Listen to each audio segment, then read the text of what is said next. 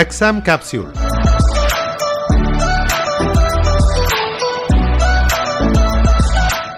Staff selection കമ്മീഷന്റെ GD constable തസ്തികയിലേക്കുള്ള പരീക്ഷാ രീതിയെക്കുറിച്ച് ഇന്നത്തെ എപ്പിസോഡിൽ കരിയർ വിദഗ്ധനും സൈലം സെൻട്രൽ ഗവൺമെന്റ് എക്സാംസിന്റെ അക്കാഡമിക് ഹെഡുമായ ശ്രീ വിഷ്ണു കെ സുരേന്ദ്രൻ സംസാരിക്കുന്നു.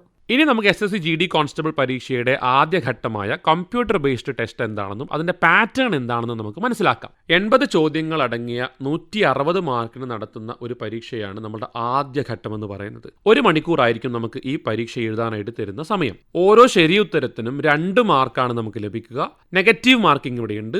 0.25 മാർക്കായിരിക്കും നമുക്ക് നെഗറ്റീവ് മാർക്കായിട്ട് വരുന്നുണ്ടാവുക. ഈ 80 ചോദ്യങ്ങൾ നമ്മളെടുത്ത് ചോദിക്കുക 4 സബ്ജക്റ്റുകൾ അല്ലെങ്കിൽ 4 സെക്ഷനിൽ നിന്നാണ് നമ്മളെടുത്ത് ചോദിക്കുക. ഓരോ സെക്ഷനിലും 20 ചോദ്യങ്ങൾ വീതമായിരിക്കും ഉണ്ടാവുക. ഇനി ഞാൻ പറയാൻ പോകുന്നതാണ് നമ്മളുടെ 4 സെക്ഷൻസ്. ആദ്യത്തെ സെക്ഷൻ ഏതൊരു മത്സര പരീക്ഷയിലും നമ്മൾ സ്ഥിരമായി കണ്ടുവരുന്ന ജനറൽ ഇൻ്റലിജൻസ് ആൻഡ് റീസണിംഗ് ആണ്. അടുത്തത് GK and GS, general studies and general knowledge എന്നൊക്കെ വേണമെങ്കിൽ നമുക്കതിന് വിളിക്കാം. പക്ഷേ ഏത് മത്സര പരീക്ഷയിലും പ്രധാനപ്പെട്ട ഒരു ഏരിയ ആണെന്ന് നമുക്ക് എല്ലാവർക്കും അറിയുന്നതാണ്. പിന്നെ മാത്തമാറ്റിക്സ് ഉണ്ട്, അല്ലെങ്കിൽ ക്വാണ്ടിറ്റേറ്റീവ് ആപ്റ്റിറ്റ്യൂഡ് എന്ന് നമുക്കതിനെ വിളിക്കാം. അതുപോലെ തന്നെ ഇംഗ്ലീഷും ഉണ്ട്. ഉത്തരേന്ത്യയിൽ നിന്നൊക്കെ എഴുതുന്ന ആൾക്കാരാണെങ്കിൽ അവർക്ക് ഇംഗ്ലീഷിന് പകരം ഹിന്ദി ഓപ്റ്റ് ചെയ്യാനുമുള്ള ഒരു ഓപ്ഷൻ ഉണ്ട്. പക്ഷേ മലയാളികൾ പൊതുവേ അങ്ങനെ ഹിന്ദി ഓപ്റ്റ് ചെയ്യാറില്ല, ഇംഗ്ലീഷ് തന്നെയാണ് നമ്മൾ ചൂസ് ചെയ്യാറ്. മുൻപൊക്കെ നമ്മൾ മലയാളികൾ ഈ കേന്ദ്ര മത്സര പരീക്ഷകൾ എഴുതുന്നതിൽ വിമുഖത കാട്ടിയിരുന്നതിൽ പ്രധാനപ്പെട്ട ഒരു കാര്യം ഇത് നമുക്ക് മലയാളത്തിൽ ഈ ചോദ്യങ്ങളൊന്നും ലഭ്യമല്ല എന്നുള്ളത് കൊണ്ടാണ്.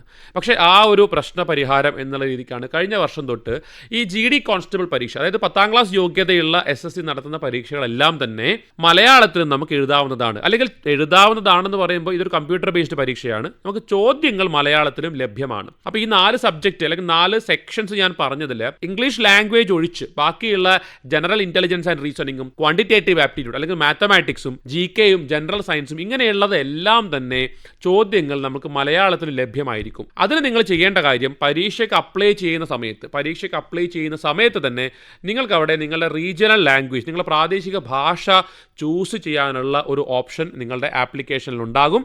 അവിടെ നിങ്ങൾ മലയാളം എന്ന് പറയുന്ന ഓപ്ഷൻ ടിക്ക് കൊടുത്തു കഴിഞ്ഞാൽ നിങ്ങൾക്ക് പരീക്ഷയ്ക്ക് മലയാളത്തിലും ചോദ്യം ലഭ്യമായിരിക്കും. കമ്പ്യൂട്ടറിൽ നിങ്ങൾക്ക് മലയാളത്തിലും ക്വസ്റ്റ്യൻസ് കാണാനായിട്ട് സാധിക്കും. ഇനി മറ്റൊരു പ്രത്യേകത, പരീക്ഷയുടെ ഇടയിൽ നിങ്ങൾക്ക് ചില ചോദ്യങ്ങൾ മലയാളത്തിൽ വായിച്ചിട്ട് മനസ്സിലാവുന്നില്ല. അപ്പോൾ നിങ്ങൾ എന്ത് ചെയ്യാം, നിങ്ങൾക്ക് അവിടെ തന്നെ ആ ഒരു മൊമെന്റിൽ തന്നെ പരീക്ഷ എഴുതുന്നതിന്റെ ഇടയിൽ തന്നെ നിങ്ങൾക്ക് അവിടെ ഇംഗ്ലീഷിലേക്ക് തിരിച്ചു മാറ്റാനും അവിടെ ഒരു ഓപ്ഷൻ ഉണ്ട്. അപ്പോൾ നിങ്ങൾക്ക് മലയാളവും ഇംഗ്ലീഷും മാറി മാറി പരീക്ഷ കമ്പ്യൂട്ടറിന്റെ മുമ്പിൽ നിങ്ങൾക്ക് ഇരിക്കുമ്പോൾ കാണാനായിട്ട് സാധിക്കും. ഒരു സമയം നമുക്ക് ഒന്നേ കാണാൻ സാധിക്കുള്ളൂ. പക്ഷേ നിങ്ങൾക്ക് ഇംഗ്ലീഷ് വേണമെന്നുണ്ടെങ്കിൽ ആ സമയത്ത് നിങ്ങൾക്ക് ഇംഗ്ലീഷിലോട്ട് മാറാം, പിന്നീട് തിരിച്ച് മലയാളത്തിലോട്ട് മാറാനുള്ള ഒരു സൗകര്യം കഴിഞ്ഞ വർഷം തൊട്ട് സ്റ്റാഫ് സെലക്ഷൻ കമ്മീഷൻ നമുക്ക് തരുന്നുണ്ട്. കേരളത്തിൽ നിന്ന് താരതമ്യേന ഈ പരീക്ഷയ്ക്കായിട്ടുള്ള മത്സരം കുറവാണ് എന്നുള്ളത് കൊണ്ട് തന്നെ ഇവിടെ വരുന്ന കട്ട് ഓഫും സത്യത്തിൽ വളരെ കുറവാണ്. കുറവെന്ന് പറഞ്ഞാൽ 160 കഴിഞ്ഞതിന്റെ മുൻപത്തെ വർഷമൊക്കെ 50 മാർക്ക് പോലും കട്ട് ഓഫ് വന്നിട്ടില്ല എന്ന് പറയുമ്പോഴാണ് അതിന്റെ ഒരു വ്യാപ്തി നിങ്ങൾ മനസ്സിലാക്കേണ്ടത്. നമ്മളുടെ അവസരം അല്ലെങ്കിൽ നമ്മളുടെ സാധ്യത ഇത്രത്തോളം വിശാലമായി കിടക്കുമ്പോൾ നിങ്ങൾ തീർച്ചയായിട്ടും ഇതിനെയൊക്കെ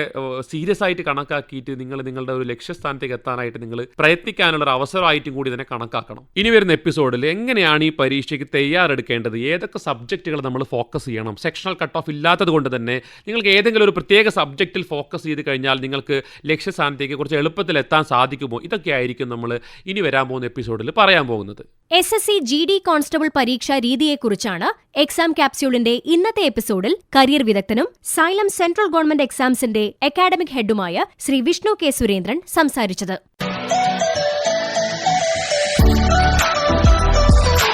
എക്സാം കാപ്സ്യൂൾ.